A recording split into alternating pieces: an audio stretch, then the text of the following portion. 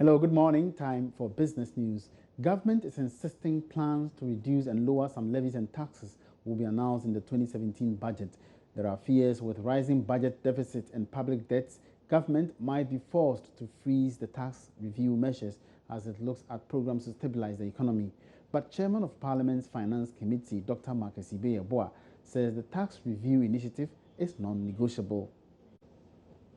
Taxes have not brought in the needed revenues. Okay, so there have been nuisance taxes as a way, and some of them too have created disincentives for people to be paying some of these taxes. It is not true that whenever you increase taxes, revenues go up. So it's possible to reduce taxes and at the same time give incentives for people to pay taxes, thereby increasing revenue. So let's see which of these taxes are going to go off.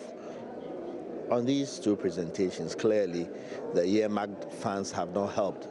If you look at the gift that came in 2014, and that could go away because that's directed toward infrastructure spending. And if you go to NHIF, if you go to Get Fund, Road Fund, all of it goes to support infrastructure. So you could take off the Ghana Infrastructure Investment Fund, nothing will happen. Also, is that a confirmation I get from God? We also hear that it might be restructured by taking off those funds, taking a second look at that fund, bringing it back to the main treasury account, and look at private sector investment rather to guide the operations of GIF. I'm only advising that we could take that one off. Also, DACF, you could have some space there. The law says up to 5%. Previously, we've seen us go up to 7.5%. So you could also get some wiggle room with the DACF. And if there's some savings from the GIF and also from the DACF, at least that envelope, if we are par, it reduces the borrowing to start with. If you're able to move from what he showed, from the 107 down to the 100 mark, where revenues and earmark funds are at par, then you are not borrowing that much, because as it is right now, if we don't make some savings from the earmarking, then we have to continue borrowing just to keep up with these spending, because some of these are constitutional, some of them are statutory. You can't walk away from them.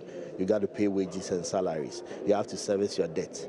From you that despite these challenges that we, the external persons, are seeing, for you, these tax cuts would go ahead? Yeah, I think it's a promise we have to see them. We brought taxes down from corporate taxes from 32 to 25% under the MPP, yet revenues went up. So let's encourage people to pay taxes by reducing the tax rates and also by taking away these nuisance taxes.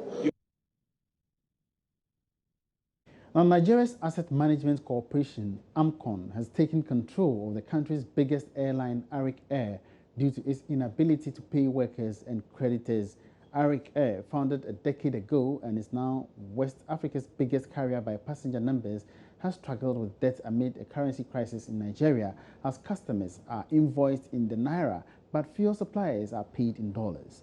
In 2012, a central bank document showed Arik owed 85 billion naira, equivalent of $279 million, to the set up by the state in 2010 to stem a financial crisis.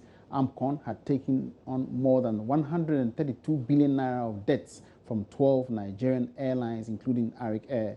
AMCON said in a statement, Arik Airline has been in a dire situation largely because of its heavy financial debt burden and bad corporate governance that required immediate intervention.